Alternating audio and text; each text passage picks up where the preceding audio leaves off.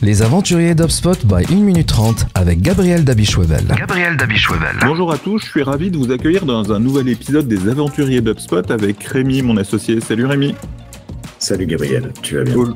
Super, aujourd'hui on va parler de la verticale de la presse. C'est une verticale que tu connais très bien parce que tu viens de la presse et on a pas mal de clients dans la presse aussi et pas mal de projets en ce moment, donc on a trouvé pertinent d'en parler et de comprendre les enjeux de la presse. Mais avant ça, je vous accueille dans les aventuriers d'HubSpot, le podcast qui vous emmène dans un voyage passionnant à la découverte du monde du CRM. Je suis Gabriel Dabichouevel, votre guide pour cette aventure et fondateur d'1 minute 30, partenaire HubSpot des entreprises ambitieuses. Notre mission est simple, vous permettre d'accélérer votre croissance client et avoir plus de leads, plus de ventes, plus de satisfaction et plus de reventes.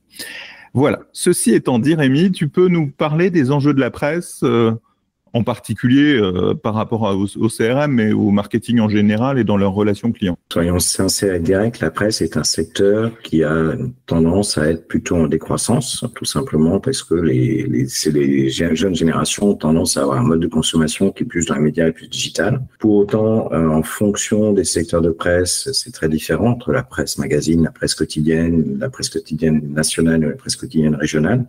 Tout simplement parce que on a aussi des attachements à des marques, notamment je pense à la PQR, la presse quotidienne régionale, où en fait c'est un attachement à une région qui fait qu'on a aussi un lectorat, une vraie relation avec des marques fortes de presse régionale. Un des enjeux pour eux, c'est de se dire effectivement que ce lectorat, au fur et à mesure du temps, il évolue et qu'il se digitalise de plus en plus. On n'a pas toujours l'expérience du papier, ou de moins en moins l'expérience du papier, et qu'il faut convertir ce lectorat en fait d'un mode, on va dire papier, à un mode numérique, avec tout ce que ça représente derrière, c'est-à-dire des logiques de perception de valeur un peu différentes, des logiques de vente au numéro qui peuvent être sur des tarifs un peu différents et des logiques de marge opérationnelle qui vont être différentes aussi. Et donc les enjeux par rapport à la relation client d'un acteur de la presse, comment il doit créer cette relation, comment il crée les passerelles entre le print, entre le papier et le digital, quels sont les enjeux en termes de mise en place d'un CRM de fait? En fait, ce qui change fondamentalement, c'est que avant on connaissait essentiellement ses abonnés. On ne connaissait pas la vente au numéro, on connaissait ses abonnés, on connaissait pas forcément en fait la circulation des numéros, c'est-à-dire le nombre de personnes réellement lisant et ce qu'ils lisaient dans la presse.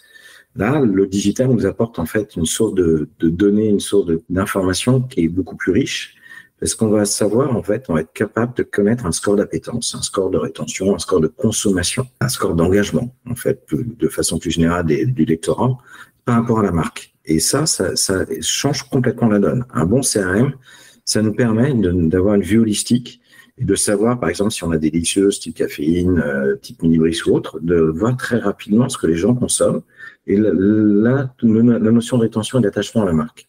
Donc la récence, la fréquence de consommation, le nombre de pages vues, la durée de lecture sont des éléments qui nous donnent en fait vraiment des scores d'appétence. Et donc on est capable de beaucoup mieux identifier des potentiels shorteners, de plus de personnes sur qui on va pouvoir faire plus d'upsell, sur lesquels on va pouvoir vendre des numéros de hors-série, créer plus de valeur, créer plus d'ARPU, tout simplement autour de clients qui sont plus consommateurs et bien consommateurs. Donc avant, on avait que des lectorats. Sur le digital, comment tu fais les passerelles avec ceux qui sont que papier ou ceux qui sont hybrides entre papier et digital? Alors, que les papiers, les ventes au kiosque, les ventes au numéro, ça reste compliqué. Ça reste propre à la zone d'achalandise et ça reste propre, en fait, à la consommation récurrente en kiosque. Pour autant, dès qu'on est sur du monde hybride, la consommation hybride est un des plus gros enjeux, justement, parce que on sait que la presse a un grand paradoxe, c'est que plus un lecteur est ancien, plus il peut générer de chiffre d'affaires. Pourquoi? Parce que plus un lecteur est ancien, plus son taux de churn diminue. Et plus son taux de churn diminue, plus sa lifetime value augmente. En d'autres termes, ça peut pas être paradoxal, mais dans la majorité des titres, sauf titres jeunesse qui ont forcément une date de péremption mécanique quand on lit plus Pomme d'Api à 18 ans, encore que il y a des lecteurs de Pomme d'Api à 18 ans, je les salue, mais en fait, la plupart de la presse, en fait, plus on lit depuis longtemps, plus on a un potentiel de chiffre d'affaires avec ce client-là. C'est-à-dire quelqu'un qui est abonné à un journal comme je prends le Télégramme de Brest, par exemple, depuis notre client fera un potentiel de chiffre d'affaires beaucoup plus fort qu'un nouvel arrivant. Et donc ça, c'est tout le paradoxe de la presse, qui est plus un client est ancien et avec une forte appétence et une vraie rémanence, et plus on est capable de le réengager fortement. Sauf s'il a 90 ans. Alors, il y a d'autres facteurs, bien entendu, mais les chiffres sont têtus, les taux de churn aussi, c'est-à-dire que toute considération mise à part par ailleurs, effectivement, s'il a 90 ans, on sait qu'il aura tendance à moins résilier, mais pour autant, son espérance de chiffre d'affaires peut diminuer, effectivement. Vous le savez tous, le podcast s'appelle Les Aventuriers d'HubSpot, on est partenaire HubSpot. Pourquoi HubSpot est justement un bon CRM dans cet écosystème de la presse? Quelles sont ses forces par rapport à un autre CRM et pourquoi on a gagné un certain nombre de clients avec ce CRM-là? Alors, la première grosse différence, c'est que HubSpot nativement est beaucoup plus une CDP, une Customer Data Platform, et est capable de collecter beaucoup plus de comportemental que les autres CRM du marché. Et encore une fois, c'est là où la distinction principale d'HubSpot, qui est d'être le seul CRM dans lequel le client est au centre et qui a une seule base client, change complètement la donne.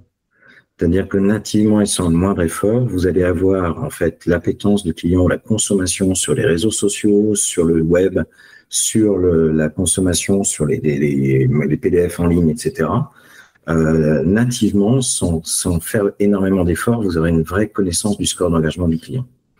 Après, comme tous les autres CRM, vous allez pouvoir enrichir ça, des notions d'abonnement, des offres, etc.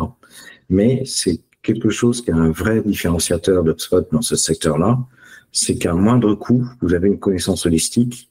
Et à un moindre coût, vous êtes capable, moyennant une lifetime value, d'avoir en fait un coût d'acquisition, un coût de rétention, et de comparer votre coût d'acquisition et votre coût de rétention avec la lifetime margin, ou la remaining lifetime margin, c'est-à-dire la marge opérationnelle que vous allez pouvoir faire en le conservant ou pas.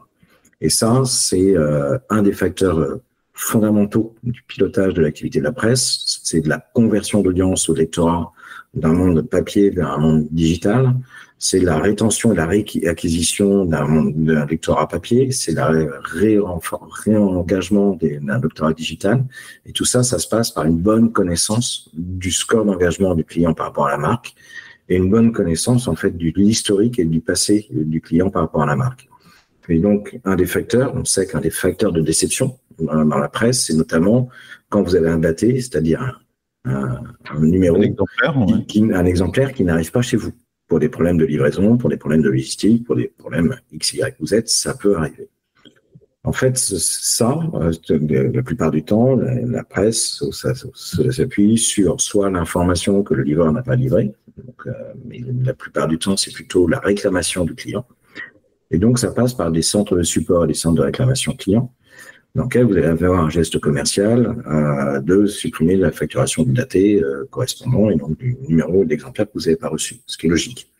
Pour autant, en fait, il y a un vrai enjeu de réengagement à ce niveau-là, et donc d'avoir en fait un comportement de la relation de la marque et des activités marketing et des actions marketing, des actions de réengagement, de parrainage, etc., qui vont être complètement associées avec les potentiels facteurs de churn, les petits incidents de livraison, de baisse de qualité de la marque, entre guillemets, ou de l'appétence à la marque, en fait, sont des facteurs clés pour être efficace. Moi, je reste persuadé qu'il y a énormément de presse quotidienne, régionale, qui peut très bien être avec un bon CRM dans une logique de croissance, et de vraie croissance de lectorat, de vraie croissance de chiffre d'affaires et de marge, et non pas dans une logique de décroissance mesurée. Et en termes d'intégration, ce qu'on a mis en place chez nos clients, on parlait du Telegram et de la dépêche, c'est quoi les enjeux d'intégration du CRM avec le reste du SI dans la presse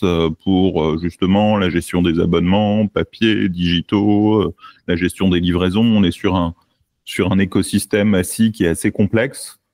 Comment HubSpot s'intègre bien à cet écosystème?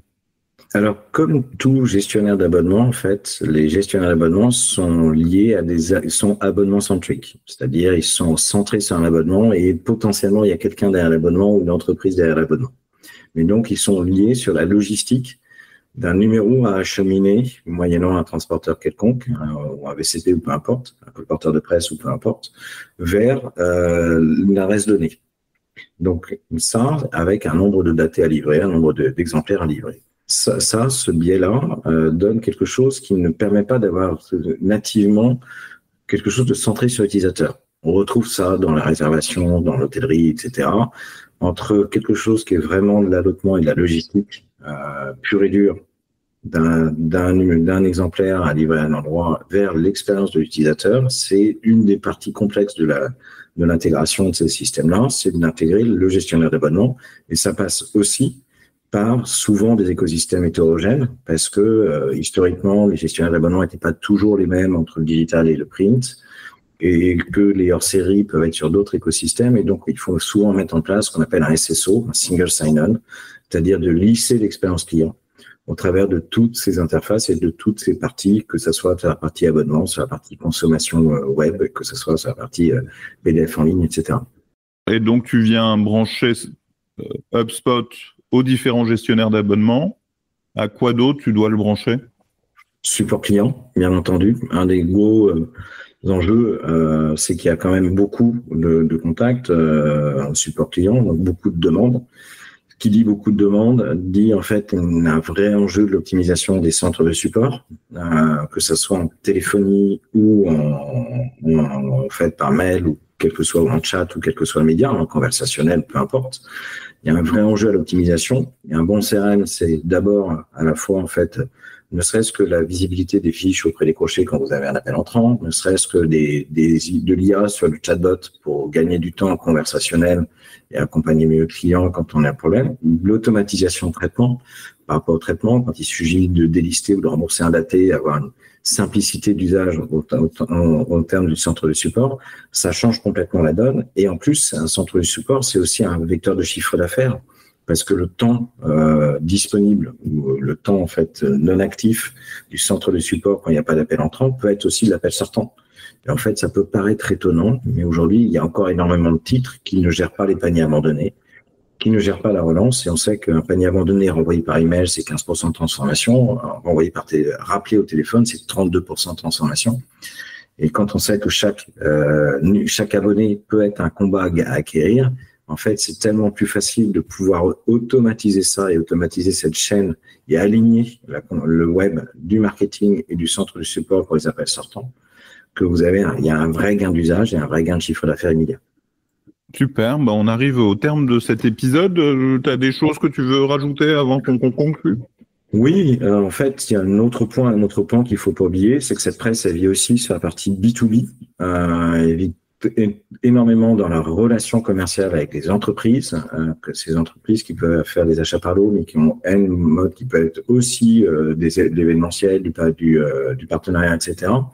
Et là encore, HubSpot, le CRM va avoir une vraie grosse valeur ajoutée parce qu'il va permettre d'organiser souvent un monde qui était souvent, en fait, on va dire partisanal, mais qui était plutôt un monde de zone géographique. Et bien au-delà, c'est ce qui est vrai pour cette partie-là, est vrai aussi pour la régie publicitaire, qui elle-même, en fait, a une vraie relation B2B à travailler. Et on sait que le CRM, c'est en moyenne 40% d'augmentation du chiffre d'affaires en 8 mois ou 9 mois. Et là encore, ça change complètement la donne. Super, merci beaucoup Rémi. Cet épisode des aventuriers d'HubSpot est terminé. J'espère que vous avez beaucoup appris. Si comme nous, vous pensez que le CRM est une aventure et qu'il faut être bien accompagné, contactez-moi chez 1 minute 30. Mais avant de partir, n'oubliez pas que l'expérience est meilleure lorsqu'elle est partagée. Alors après l'épisode, relayez vos découvertes avec d'autres aventuriers et n'hésitez pas à liker, à partager, à laisser un commentaire sur la plateforme où vous consultez ce podcast. Merci beaucoup Rémi. Bonne journée à tous. Vous pouvez réécouter tous les épisodes de notre podcast sur Spotify, YouTube et Deezer. Vous pouvez aussi visiter notre site web 1minute30.com.